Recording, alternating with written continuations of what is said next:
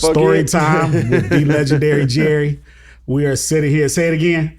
But fuck it. Do everything but fuck it. Hey, man. New face. They don't know the voice by now. They better know. This is Storytime with the legendary Jerry. Pleasantly and present. We have a Southern trailblazer, man, in so many different ways, man. Speak highly. Go ahead. You know what I mean? I'm gonna try. But I'm just gonna jump right in, man. Go right in. New face, trailblazer, Georgia's own son, Trap County. You know it.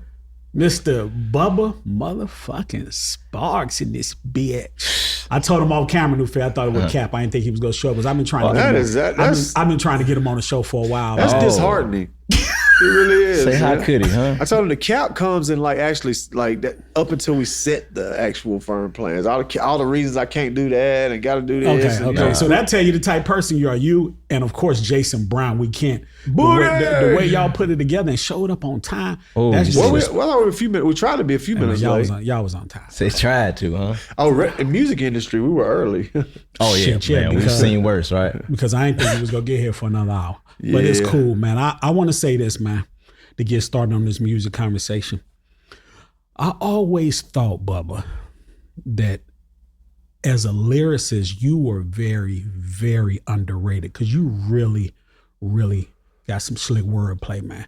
From the beginning to even some of the later stuff, I said, okay, this motherfucker he got some slick ass wordplay, man. I mean, dude, I do this shit, man. Do you think like the reason you really didn't get put on a I won't say a pedestal, but given more props is because of your skin color? I think that's somewhat of a factor in that equation. I think also the timing of when I dropped, you know what I'm saying? Like after Eminem, you know what I'm saying? Because it's kind of like, I feel like maybe like the general consensus consciousness was a little bit like, all right, one of them got in the door.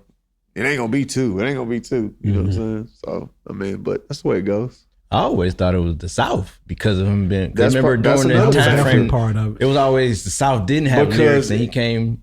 And it was so crazy to see how New York is recently, in terms of like, being inspired and influenced by other areas and regions. They hated on us for so it's a little long, it's a little man. karmic. It's a little karma type deal on them, you know what I'm saying? Because I do remember the times when being a Southern artist and getting play on Hot 97 in New York was one happening. That was a rarity. Yeah, for sure. One happening. I think at the time, like I remember with Ugly going to do Funk Flex's show for the first time and him dropping the bombs on it, on Ugly, man. And them telling me then that Ugly had been the number one song on the top 7 at 7 or whatever for 2 weeks straight at that time. And that it was the first Southern act to go longer than like a week. I think like Outkast, Miss Jackson, maybe Throw Them Bows, Ludacris, something like that. All the mainstream stuff. Yeah, but as far as like, it was a moment period. Ugly was, but especially in New York, man, it hit New York by storm.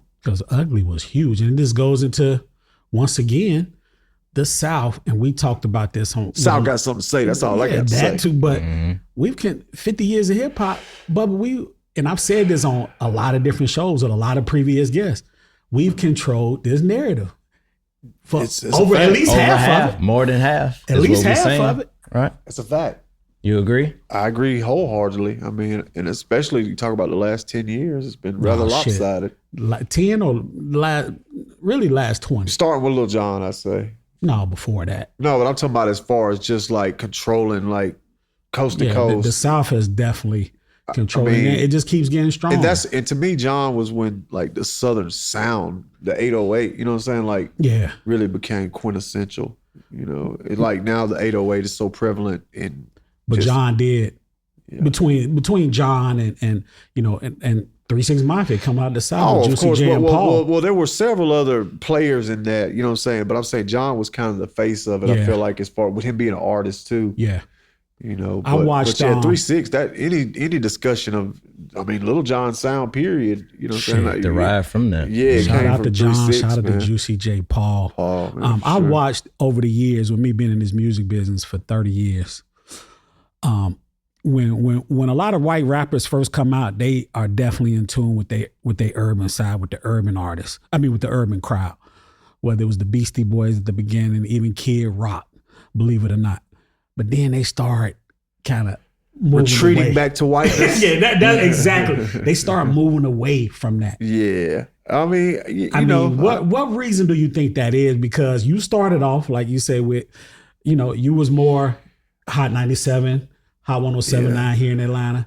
And then now you were way from that. Why does that happen? Now I go towards where the money's at. You know what I'm saying? And country hip hop and that whole lane that I kind of like the forefather of with not country rap tunes like coming from Pimp C, like that's one of the pillars or foundations of what country rap became. But like of true country culture, rapping about country culture, hunting, fishing, and what I'm saying? Like that's kind of just ain't the average farm, living black. on the farm. That's kind of something that I'm credited, and I'm hesitant to ever take credit, because if you start taking credit for stuff, that means you got to take the blame for stuff too. So right. I would say like, it's more like, I don't know, you could say that I'm the originator or one of the originators or whatever, but I just know I'll just rep to myself. Yeah. And so I take responsibility for myself. And if somebody gets influenced by that, and it's in a positive way, then I'm happy. But as far as me, I'm no as fate would have it, I'm no more or less white than I ever was. You know what I'm saying? And it's like, I feel like white people sometimes get pressure, to, I guess in the case of some people like MGK and like maybe even Yellow Wolf to some degree. I would say Yellow Wolf. I think MGK and there's somebody else that go ahead, my mind went. I mean, the Beasties, I think, because they started off straight Brass Monkey, Paul some Revere, people, but they got that rock and roll spirit. Yeah, and they started getting away. Kid Rock went all the way. Because he started with Too Short. But but you may think of me like somewhat along those lines, but honestly, dude, I'm a hip hop guy. Yeah. Like now, I rep what I rep the way I rep it, because in line with the spirit of hip hop, authenticity, like that's what I was always believed would claim you a place or a seat at this table is truthfully, honestly, embracing and embodying who you are and what you come from. You know what I'm saying? So you studied, who was your influence? Because like I said a minute ago, your wordplay is so slick. Who was you really fucking with? My favorite MC is Andre 3000. I mean, a lot of fun. Hey, but the Dungeon family as a whole, influenced me, profoundly. CeeLo, Big Boy. You were inspired by Two Live Crew. Yeah, I mean, early the on, South Too period. Short. The Ghetto Boys. Yeah, you know what I'm saying. But the period of time when I came when I fell in love with hip hop, so to speak, was at the height of West Coast domination. You know what I'm saying? Eazy-E. No, Easy. Before that, yeah, like Too Short, Eazy-E, Too Short, NWA. That Ice-T, King T. Oh yes, come on with it. You know your shit. The Licks, alcohol, early DJ Pooh. The alcohol. What was on? Cam. What was on Ice Cube's cousin group? You talking about Hieroglyphics? No. Dale Funky. Homo Sapien. That was Hieroglyphics crew though. The Licks. Yeah, see, and a lot of Bay Area stuff. Ant Banks, you know what I'm saying? Man. It was a Too Short producer and artist, for a long time. Bad Influence Clique, Rapper Ron and Diddley Dog. Drew Down. Yeah, Drew Down. Okay, we gonna keep going. Mac Mall, man, all them Ray Love, Zebo, Sacramento, the bald head nut. Come on, man, don't play with me. Okay. Did you ever feel that like you was like stuck in between where like, all right, I got my, like you mentioned a minute ago, my country, my white cast that I hung with. Then you got the core urban black dudes. Did you ever feel like, right. like a mixed child? Like I know cats that's mixed, and they be like, man. Well, where I grew up was, LaGrange, Georgia, Troup County. It was, real country, but it was, but although not as country as some might try to typecast it as, you know what I'm saying? And especially today, you know what I'm saying? Like it's gang banged out down there now, you know what I'm saying? In Troup County? Yeah, absolutely. Murder every 2 weeks, you know what I'm saying? Like multiple blood sets from what I hear, you know what I'm saying? I'm not active in that by any stretch at this point, but actually it's sad to know that, we grew up fighting, getting them hands up. Mm-hmm. But to think that gunplay has become such commonplace, it's actually very disheartening to me. But I'm just making a point, but it was 50% black, 50% white. You know what I'm saying? Really, outside of that small 1% that owned pretty much everything, nobody really had too much. A microcosm of America, boy. Yeah, I mean, well, the South in particular, South, because yeah. one thing about the South is, if you think about it, every major city in America, you know, there's a pretty big black population, with the exception of like Seattle. You know, Seattle and Portland, I think. Those Pacific Northwest cities. Yeah. But anywhere in the South, North, Midwest. But Midwest, but even Northeast. on the West Coast, like in urban areas, there's black Vegas, folks. But you go LA. you go an hour outside of Minneapolis. You go an hour outside of Salt Lake City. Kansas City. You know what I'm saying? It's straight crackerdom. You know what I'm saying? But the difference is, in the South, even when you go to the country, it's still black folks. You damn know what I'm right. saying? So did you see Confederate flags waving around? Of course. Right there. Okay. Yes. I mean, Speaking of that, man, hold on, not to cut you off, man. You know, the rumor was out there for a while. When I first met you, everybody in the office was like, you know, Bubba, it was either your dad or granddad were Klan. And I was like, huh? That's what, and I never, as much as I used to see you at the Purple Ribbon office, of course, I ain't gonna ask you no shit like that. But was that true? Was it your granddad that was Klan? I have some family members, you know, going on back down the line that were involved in something like that. Yeah, for sure. But I didn't have nothing to do with that. You know what I'm saying? But all I know is that I couldn't be, my spirit and the life that I've lived couldn't be any further, you know, from that. Yeah. And to be honest with you, like, I think it's proof positive that there is change occurring in this country. When you talk about 2 generations removed from that, you got me, you know. And was he alive to see your no, he 1996 passed away. And honestly, I think his heart would have changed too, you know, because I saw it with around. my parents, with other people in my family, you know what I'm saying? Because I wasn't going to have it but one way. There was no compromise, you know, with me in that. And especially as I continued to grow in life and this music and culture, which, you know, started by Black and brown people in the Bronx, New York in the 1970s, like, has given me so much, you know, in life.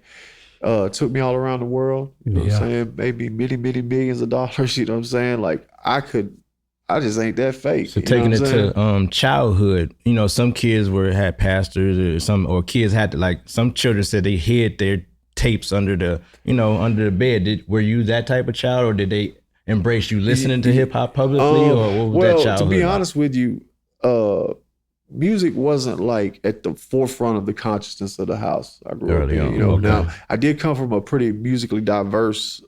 Like, I had one of my oldest brother, who was a half brother and he grew up in Marietta, but it was my dad's son from his first marriage, and he was a huge Parliament. George Clinton. You know what I'm saying? Like, going to concerts, cameo. Oh, wow. You know what I'm saying?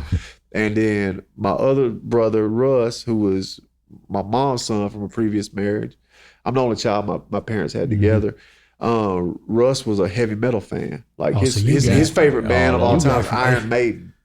You got from A to Z. Yeah, and then Parliament to Iron my Maiden. pops loved traditional country. Like, George Jones, his favorite, you know, like, person ever. You know what I'm saying? And hip hop stuck to you. And my mama just liked to dance. Now, so she liked anything up tempo with a beat. So I probably got a little bit of that sense of rhythm from my mom. But yeah, when I heard somebody say, "Hey, we want some pussy," dude, it was just like, what the fuck is that? When I heard Brass Monkey. Paul Revere, Brass Monkey, Beastie Boys. When I heard Boys in the Hood, the Boys in the Hood, always hard. It was just like, what the fuck? The 808 kick drum, but just also that raw expression. I just knew, like, I knew not only was I head over heels in love with it, but also I knew that it was gonna impact my life in a profound way. Then you heard Too Short say, "Bitch." Yeah, life is too Freaky short. Freaky Tales was the one I had to sneak and listen to. Freaky Tales. Too Short was. Man, him and Ice Cube were my first 2 favorite rappers. You know what I'm saying? And then, because you heard Ice Cube coming out that NWA, you was like, "Who the fuck is this?" Yeah, you know, and I was the guy walking around Troup County High School, you know, my 10th grade year reading the Malcolm X book, carrying it around. Damn, You know what I'm saying? But that was because of Ice Cube, though. But that was shout out to Cube, And Cam, man. he was listening to Cam. I was love yeah. Cam. Cam was Fruit of Islam. You know what I'm saying? So my spirit was always going. So did it influence the attire? Like as a kid, what were you wearing? Were you still kind of? I mean, I still rock basically like how I dress today. You know what I'm saying? Like I track suits. You know what I'm saying? But I wouldn't say I wasn't wearing cross colors or nothing like that. Okay, no FUBU. Well, I never knew even a store where you could buy stuff like that. You know what I'm saying? So then. I shopped it like. I bet you ain't take that autobiography of Malcolm X around your granddaddy when he was alive, did you? I would have. Well, shit, now I might have taken a beating for it. You know what I'm saying? But I would have done it because I was just that kind of kid. You know what I'm saying? I was that kind of person from the jump. Like there's a lot of things that I witnessed. You know what I'm saying? Like that. People don't realize from the South, because my daddy used to always say he was born and raised in Memphis. And he used to just say, hey, man, you think about how he came up, I'm probably similar to your granddaddy. 1950s, 60s, this shit was hell. My father was born in 1940. So think of it like that. Yeah, my daddy was born in 38. Yeah, so he neither my mother or father ever went to integrated schools. My mother grew up in the white folks housing projects in Opelika, Alabama. You know what I'm saying? Like segregated housing projects. You know what I'm saying? So that's the world they came from. You know, like neither my parents especially, but nobody in my family just was inherently evil. You know what I'm saying? Yeah. Like it's just, you'd be surprised. It's just like they talk about people in Nazi Germany, right? Like how it happened slowly and gradually, like the indoctrination into like, you know, Hitler, Nazism and all that. You know what I'm saying? And like I said, I'm not but in any means trying to make light or write an excuse for anybody, anything. If you commit an evil atrocity, it just is what it is. You know what I'm saying? Die right now and burn in hell. But I think a lot of people, like the idea of racism or oppression of people, it was just, I think a lot of people in the South just kind of they were conditioned to think separate. You know what I'm saying? Like segregation, more like maybe like you said, the idea of separate but equal. You know what I'm saying? It's like, you're separate, but it's really not equal either. You know who always gets shitted on? No matter black or white, poor folks. Yeah, that's true. And like you just said, your mama grew up in the projects in Opelika, Alabama, and it was black folks that society made it feel like that you were better than them. And the Black Folks Project was right across the street. Yeah, right across the street. So it was basically just one big project. One big project, just separated. Might have been separated by railroad tracks or something.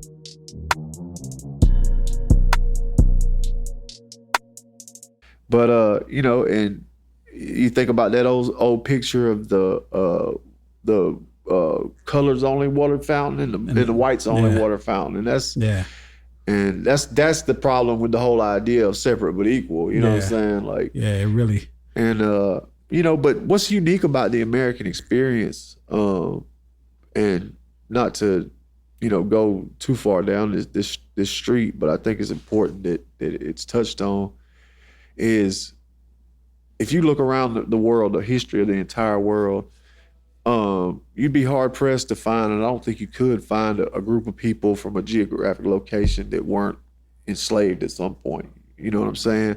And the difference, what's unique about the American experience, I think, is the fact that this is the first time in the history of the world, as far as we know, based on the most of what we've been told, that the slaves were free, the people that had been enslaved were freed, and then attempting to integrate them back into society. Going back through history, it was pretty much either, you know, you stayed enslaved until you overthrew the people that you know had enslaved you, and then you enslaved them. But in the American experience, for the first time, the slaves were freed in theory, you know what I'm saying? And then you attempt to integrate the people that have been enslaved back into the society, and that's not going to be a easy process. You know what I'm saying? No matter how you slice it. That's why I look at what Haiti did, and we getting way off the music, but it's great having this dialogue. You look at what Haiti did in 1804 to overthrow the French. Yeah, that's it. And That's how have it their had to own, and be like, we establishing our independence with our own, even though France fucked them over the years with all that payback of them billions and billions Come of back dollars. around. But that's a whole nother. We go get back to this music, man. Nah, that's real shit though. You jumped off the you came out the rip, man, with a gold album. Platinum, but it's cool. Oh, I'm sorry. Yeah, don't put some respect on That that. motherfucker said, "Hold on, Big J." Platinum. Maybe when he bought it. You know, I was gonna say maybe when I was. it's that damn Wikipedia page. We can't get. Oh, see, I ain't even going Wikipedia. I just in my mind, I remember when Plax was being can we get get a out. replacement for Jerry? Sorry, look, my bad. You know, Platinum. because I have a lot of respect for you. Platinum album. No, but yeah, it was a big. With you linking up with Timbo the King. How did that whole partnership come about with you and Beat King? Beat Club. Beat Club. It was through Jimmy Iovine. Basically, I had been signed to Interscope for about 8 months when he got me with Tim. And a lot of people don't know that's actually how Eminem was signed to Interscope prior. You know, there was a story, that was put in place, and I know I was told that it went differently than him rapping and Dr. Dre calling out to the radio station. And from what I understand, behind the scenes, what I was told, that story's quite cap. Yeah. And basically like Dean Geislinger was a kid that was Jimmy Iovine's secretary basically, or assistant or whatever. And he found Eminem and believed in him very strongly. And brought him out to LA, got him a deal with Interscope, and then, they started the process then of trying to get, Dre to embrace it. And it was kind of similar with me because Jimmy kind of learned, you got to give Jimmy, I don't think it's even a question, the most badass record man. He's a bad dude. Of this. L.A. Reid, I was just talking about him as far. They're naked man, Jimmy is a bad motherfucker too. And they're both bad too when you talk about all genres across the board. But man, it's tough to match up with those numbers Interscope Records was doing. And Jimmy is in the late 90s, early 2000s. He's a very heavy producer driven. Yeah, yes, that's so too. Then they both were in music and came from it, so that made sense. So he had Eminem with Dre. And yeah, then so he's like Bubba. You going with my other guy, Hold Timbo. on. No. Okay. We got to get to that. Okay. So he signed me. He believed him. Jimmy. Pre-Tim. Yeah, very pre-Tim. Like I said, this is damn near a year before Tim comes into the picture. Tim doesn't even have a deal with Interscope. The first person that Jimmy tries to put me with is Swiss Beats. Wow. So I go in the studio with Swiss Beats. He's hoping we connect in that way. And we did, man. Much love to Swiss. The chemistry just went right. Yeah, we made a couple cool records, and I think culturally, he, New York, he didn't quite. It just didn't quite lock up. But we did a couple cool records and nothing spectacular. And then I was like, well, I gave you one. I tried, in earnest, to make that situation work. And what I had asked for from the jump is I wanted to be Organized Noise. You know what I'm saying? Because they had just did that deal over there. But that deal had concluded. You know what I'm saying? After. And so it was in the and I don't think it ended on good terms. It didn't necessarily, And so but he still the first call he made to Rico Wade after the conclusion of that deal, some months later, was on my behalf. And I had met Rico 2 years prior in Athens at it was supposed to be a Cool Breeze and Lil Will opening up for 8 Ball and MJG. 8 Ball and MJG didn't show up. What a show. Yeah, but 8 Ball and MJG didn't show up, so it was but Rick was on stage and I'm in the crowd and he puts the mic in my face and I said, white folks, white things. Because I had always heard like gaining the love and acceptance of Organized Noise and the Dungeon Family was something very near and dear to my heart. Being a Georgia boy for one, just loving them actually for one, being a Georgia boy for two, and third, because I'd always heard that Rico Wade had said he didn't think white people should be MCing. You know what I'm saying? Like now, I don't think he ever said that. In reality, not knowing Rico, but he didn't say that. He wasn't real far from. At that time from thinking that, you know what I'm saying? But anyhow, so that's why I scream white folks, white things. And then I run backstage, I run up on him, not like in no way like I'm gonna do nothing, but I was like, man, I heard that you, this is 2 years before I'm signing Interscope. I said, I heard that you said white boys shouldn't be rapping, but you gonna fuck with me. I just want you to know because I'm a Georgia boy, I'm repping this shit for real and blah, blah, blah, blah, blah. He's like, well, you just keep it like that. You're gonna be straight about it, whatever. And then 2 years ago, Jimmy makes 2 years later, Jimmy makes the call to him and then gives me his number. I call him and I said, it's me. I said, yo, this is white folks, white things, dude. He said, from UGA. He said, well, goddamn, white folks, white thing, dude. I got a record deal. Shit, he remembered. He remembered. You manifested that. Yeah, no doubt. And so I used to lie to girls and say I was the white member of the Dungeon Family. Like back in the day, I used to literally lie to girls and be like, I used to tell girls all kind of stuff. But that's my take on fake it till you make it. Man. Yeah, for sure. Don't let me get like a laminate from a tour, there for some shit. Yeah, for sure. I'm on. So Jimmy, circling back. All right, so going back, let me make sure I land shit now. Yeah, get it right. All right, then so I go in with Rico, and I knew how important it was regardless for me to connect with them. And me and Rico started forming a bond that endures to this day, man. That's one of the 5 or 6. Just saw him at your birthday party. Yeah, one of the 5 or 6 people most genuine and enduring relationships that I made in music, period. Was with Rico Wade for sure, and Sleepy. And so we didn't necessarily come with no hit, you know what I'm saying? So we're still looking for that. Tried a couple other things. Then he calls me one night, he says, I'm about to have dinner with this guy. Because at the time, and I didn't appreciate it. I took it for granted because I was new and green as hell. But I was talking to Jimmy Iovine 3 days a week on the phone. Like, you know what I'm saying? Like, just literally anytime I called, he'd be like, you call me anytime. And we're actively brainstorming, trying to figure out the next move. Just what we need to do to get this shit right. You know what I'm saying? And because he believed in it like that. And it's not like we were having this conversation where it was just directly stated that, like, man, we need to find a credible black producer. But, it was kind of unspoken. I knew what he was very comfortable with that formula. And why wouldn't you be? And so he calls me one night. He says, I'm having dinner with this guy tonight, Timberland, and I want to play him your music. Because he would basically ask for my permission, like he needed it or something. And I said, Jimmy, that would be perfect. Period. I said, man, that would be perfect. And you were familiar with Timberland and the history prior and all that. Okay. Hell yeah. I tell you what, just set the stage for the time period. This is right around this time is like when Aaliyah. I'm trying to think which album. Genuine. Which album it was of Aaliyah's that was just dropped. Are you that somebody? No, Are You That Somebody? It was We Need a Resolution. Okay. Yep. That song was just dropping. And Timbo.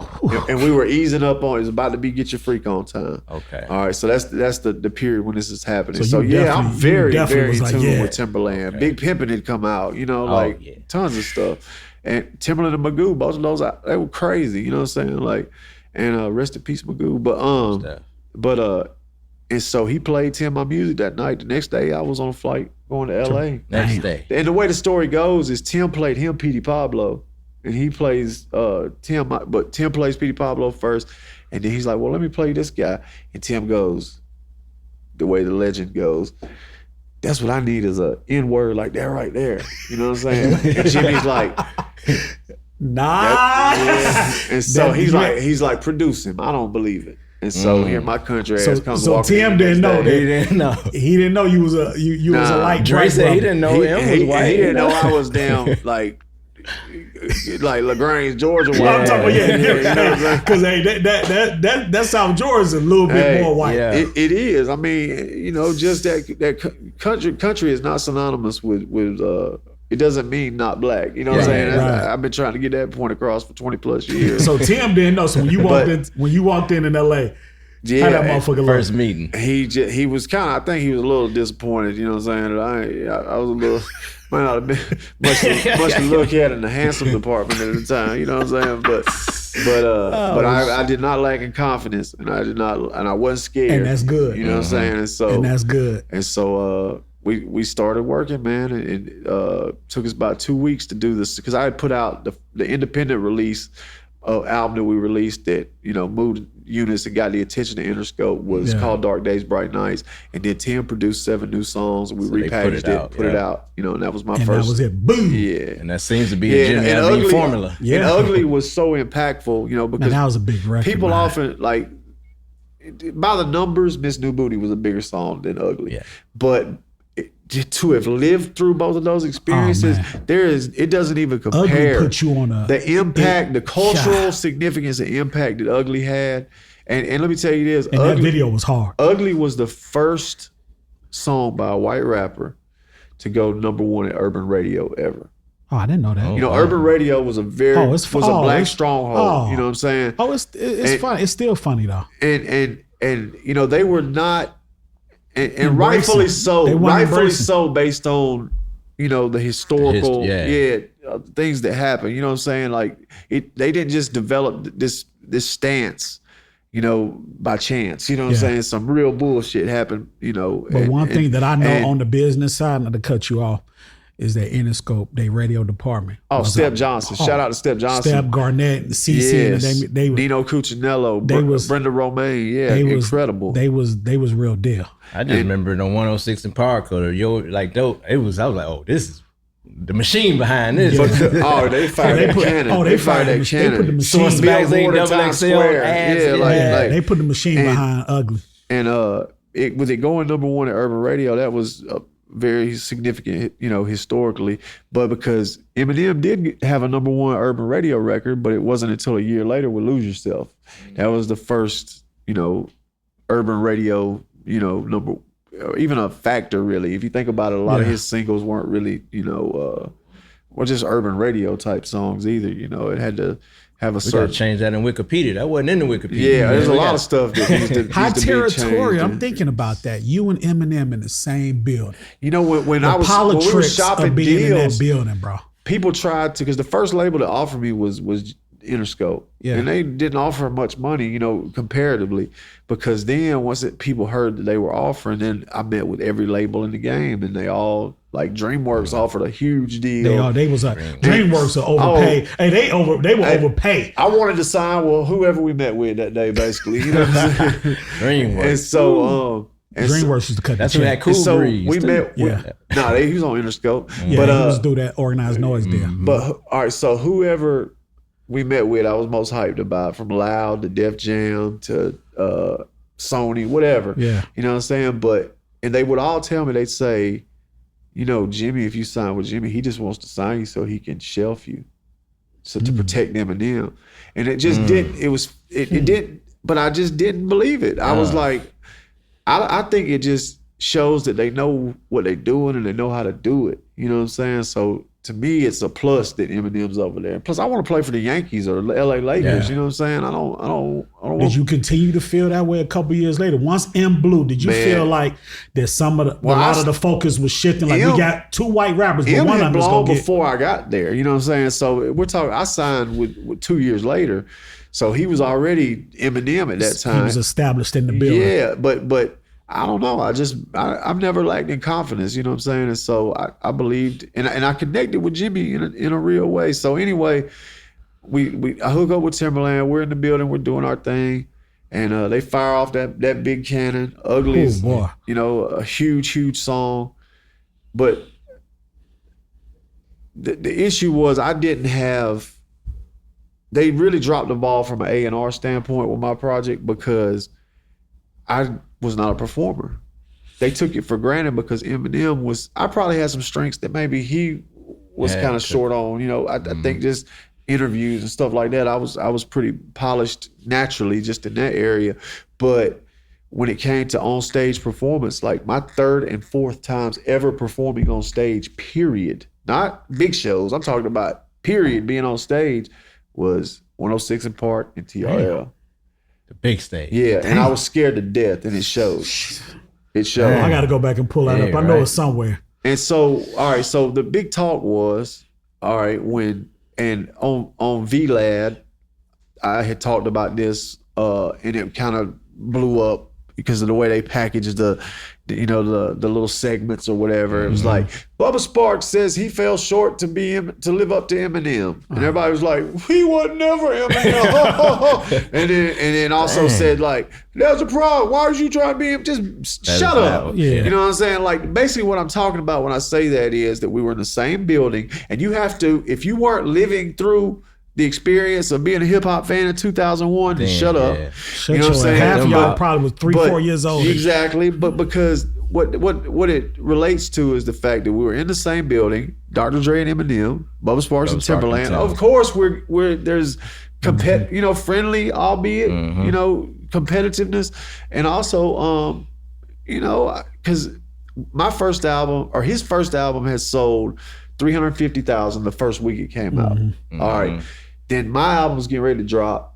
And we shipped 700,000 units. Ooh. All right, so I was projected to sell between 350 and 400.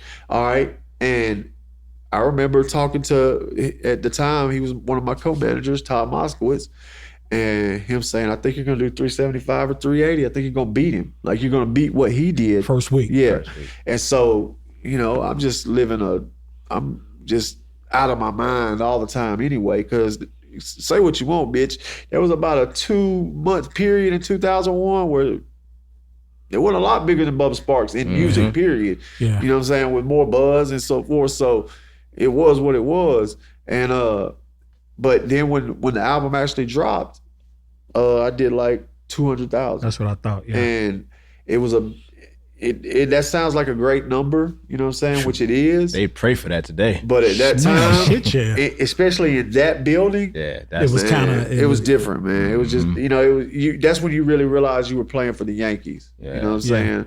I remember there was a time when you even brought it. I remember in publication, I used to read the Source XXL, and you said Fat Joe came up to you and said, get all the show money you can now. Yeah. He was at a point like, I got this forever. That's cool that you remember that. But he said 15. He was getting 15K a show then. Yeah, something like that. And basically he was like, get this show money while you can. And I gave him the lip service of saying like, yeah, man, you're right, man. Thank you for saying that. You know what I'm saying? But in reality, I'm thinking, I don't know what the hell you're talking about. I'm gonna be this gonna be going. I'm getting this for years. And sure enough, that show money slowed up. I saw it slow up, and then 2 years later at Chingy, I'm in a limo in Green Bay, Wisconsin, getting picked up at the airport to go do a radio show in Green Bay, and Chingy's in the limo. And I looked in, we're talking and kind of building, and I give him the same talk. I said, Chingy, get that show money while you can. And he looked back at me with the same look. He gave me the lip service. He was like, man, thanks for saying that, but I knew he was thinking, I was got in his hotel, man, white boy tripping, man. I'm like, we need to book that show, man. Bubba Sparxxx and Chingy coming soon, man. My boy Chingy, that's my dog. But yeah, man, and that was funny to me, you know what I'm saying? Because I paid it forward. I wonder if there's anybody he had that talk with. I'm sure. I'm sure.